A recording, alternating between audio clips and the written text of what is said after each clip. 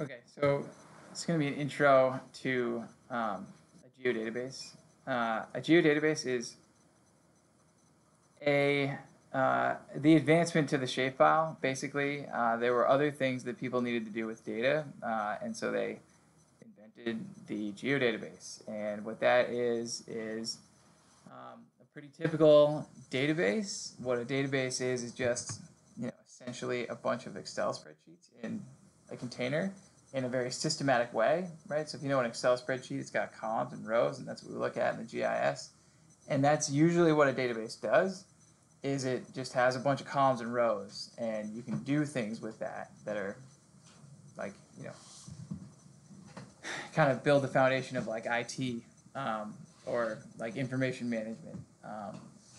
So with a GIS database, it's the exact same thing. It's just you can do spatial things with it. So you can show it in ArcMap, right? Because we all know that there's a database behind this fun things layer, right? Here's what the table looks like. It's a very simple table. It's got 4 columns, and it's got however many rows this is, 16. And the only difference is if when I look at it in ArcMap, it shows up with location, which is kind of hidden to the user.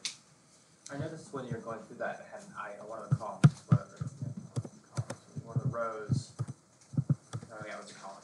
Is the ID thing? How would you can you go back in there and edit and put like an ID for each different thing, or is it is it like randomly assigned to the software or? Yeah, good question. So this FID and shape with the little stars on them are the spatial elements of this data, right? So basically, this field has special things in it that isn't just text. It's a way for the database to interpret the spatial side of things. It basically is the latitude and longitude of the point. It's just hidden. And if it was a line, it would have the latitude and longitude of all the vertices along that line. And if it was a polygon, it would have the latitude and longitude of all of the different points along the border of a polygon. And then it would, because it was a polygon type, it would know to close that in with data, with like a fill, basically. But starting with a point, right? It also gives every feature, and a feature would be one row, a point on the map. It also gives each one of those a feature ID, FID. That's what that stands for. This can't be changed, or if you change it, you get into trouble, and it'll just corrupt your data, basically. I noticed, like I said, there was the other ID column that was after the point thing, so that was my question. Oh, this is from Fulcrum, and it's meaningless. We can make it meaningful. Actually, I'm sorry. I think this one is what you get when you convert features to graphics to features, like we're going to do later. It comes with I think it's actually a name field. I'm not sure where this came from, but yeah, that one's meaningless. The FID is meaningful. These two are the spatial ones, but it's good to go over that. I wonder how this one's made. So if we look at a shapefile here, and this is kind of important. I think we've looked at this before, where if we have one shapefile, so we have this 10 million populated places shapefile, and you can see it's got a whole bunch of files that make up the one shapefile. Because remember we looked, and that's going to only show us one file in ArcMap. The only things that make that up, and this is the only things you really need are the SHX, the SHP, and the DBF. And remember I mentioned that the DBF was the file that was the old version of Excel. And then the FHP is the one that shows you where all the spatial things about it, and the SHX is the one that tells you which row to join up with which spatial information. So that's how a shapefile works. And you don't have to know anything besides the 3 critical things for a shapefile are the DBF, SHX, and SHP files. For a geodatabase, let's make one. So for the homework, it's going to be basically doing what we're about to do, which is you go to catalog, right? You have ArcMap open, and you open catalog, And essentially, again, with GIS, it's just knowing where to right click. In this case, you right click on the folder you want it to go into, and you go to the new, and you go to a file geodatabase. A personal geodatabase is the older type.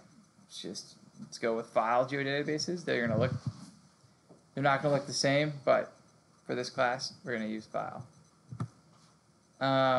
So when it gets created, it just says, here's your new file geodatabase, which is essentially just a container. If I click on it, if I highlight it and then I click on the highlighted again, I can rename it. New geodatabase. I'd like you all to make one of these, and actually, I'd like you all to name it. No, it doesn't really. Kind of matters. So it'd be like C Brown. GIS 161 sample database, sample DB. So you can see it's empty now, and the way I know that is there's no plus next to it, and it's just an empty database. If we looked at a full database, and we can look at the one we made last class. If I go to the class data database, it has 2 folders inside of it. These are featured data sets, they're called. It's just what they call them. They have special functions. You can put data outside of the data sets, but for some things you want to put them inside. If you go into the class data folder, then you can see all of the different things that are equivalent to shapefiles. They're just called feature classes. So it's a feature class equals a shapefile. And they're going to behave basically the same as a shapefile. They have a bunch more controls that you can put into them for like larger projects, or for example, let's say you wanted to, every time you drew a park bench, you wanted to say it was going to be a wooden bench unless you specified otherwise. And you also wanted to say it was, 36 inches high and something else. And so you wanted to go click, click, click, click, click down a row and do that really fast. You could set default values in the geodatabase, and then you can click down the road and add all your features and you'd be fine. And it just means like default value, like by default, put this value in this field, unless I tell you otherwise, which can improve your efficiency, as opposed to shapefile where you can't do that. There's one small example of why. It also is easier to share these things, as opposed to having 3 different files that just make up one of these layers. It's kind of in a little container here, and it's just ready to go. So that will do it for the general intro to geodatabase.